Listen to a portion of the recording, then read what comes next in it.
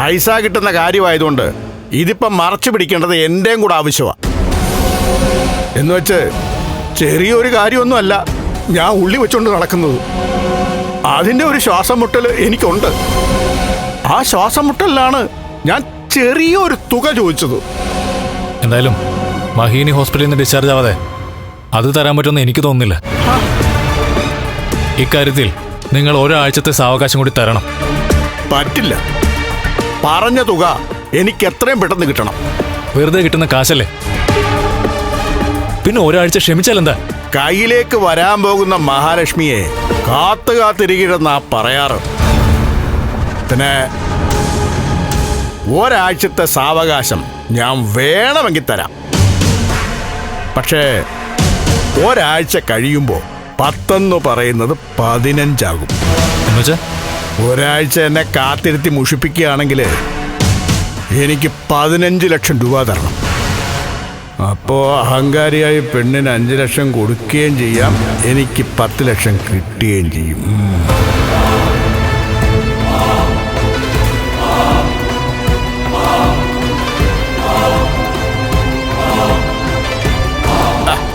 അതിനിത്ര ആലോചിക്കേണ്ട കാര്യമുണ്ടോ അനന്തു? നീയും നിന്റെ പെണ്ണും ഒക്കെ കണ്ണനെ പോലെ തന്നെ കാശുകാരാ. നിങ്ങൾ വിചാരിച്ചാൽ ഇപ്പം തന്നെ മഹാലക്ഷ്മിക്ക് വേണ്ടി ആ തുക എനിക്ക് തരാവുന്നതേ ഉള്ളൂ. ഇപ്പോഴാണെങ്കിൽ 10 ലക്ഷം മതി. എന്നാൽ ഒരാഴ്ച കഴിഞ്ഞാൽ 15-ൽ 1 രൂപ കുറയില്ല. പൈസ ഞങ്ങൾക്കൊരു പ്രശ്നമല്ല. 15 15 മഹി തന്നത് നിങ്ങൾക്ക് തരട്ടെ. പക്ഷേ ഈ 15 വാങ്ങിയിട്ട് പിന്നെ ശല്യം ചെയ്യരുത്.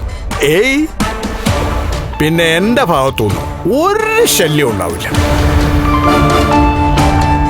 എപ്പോഴെങ്കിലും ഇതുപോലൊരു ആവശ്യം വരുമ്പോൾ ഒന്ന് സഹായിച്ചാൽ മാത്രം മതി. ഇനി എന്നാണ് അടുത്ത സഹായം ആവശ്യപ്പെടുന്നത്? അതൊന്നും പറയാൻ പറ്റത്തില്ല. ചെറുക്കനെ ചികിത്സിപ്പിക്കണം.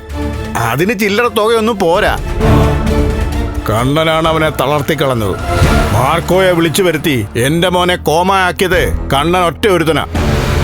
അതിനുള്ള നഷ്ടപരിഹാരം ഈ രീതിയിലെങ്കിലും എനിക്ക് കിട്ടിയേ പറ്റൂ. ശരി, ഒരാഴ്ച കഴിഞ്ഞ് നമുക്ക് കാണാം. എന്നുവെച്ചാ അടുത്ത വ്യാഴാഴ്ച. ഉറപ്പിച്ചോ? ഞാനത് മഹിയോട് കൂടി ഒന്ന് ചോദിക്കട്ടെ. അങ്ങനെ ചോദിച്ച് സമയം കളഞ്ഞാൽ 15-20 ആകുവേ. പറഞ്ഞില്ലെന്ന് വേണ്ട. പൈസ ഞങ്ങൾക്കൊരു പ്രശ്നമില്ലെന്ന് പറഞ്ഞല്ലോ. ആയിക്കോട്ടെ, പറഞ്ഞ വാക്ക് പാലിച്ചാ മതി. പറഞ്ഞു പറ്റിച്ച എന്റെ നാവിനോട് അടങ്ങിക്കിടക്കാൻ ഞാൻ പറഞ്ഞാലും അതടങ്ങിക്കിടക്കത്തില്ല. വിശ്വനാഥന്റെ കൊലപാതകത്തിന്റെ ചുരുളഴിയും. ആ കൊലപാതകത്തിന് മഹാലക്ഷ്മി സാക്ഷിയാ. അത് മറക്കണ്ട.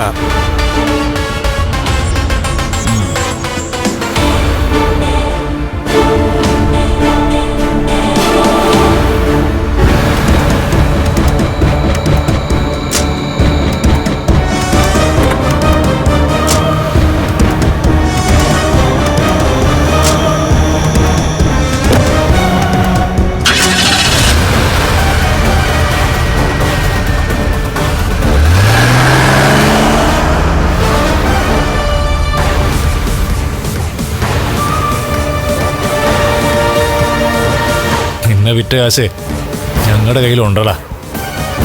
ആർത്തി വാമ.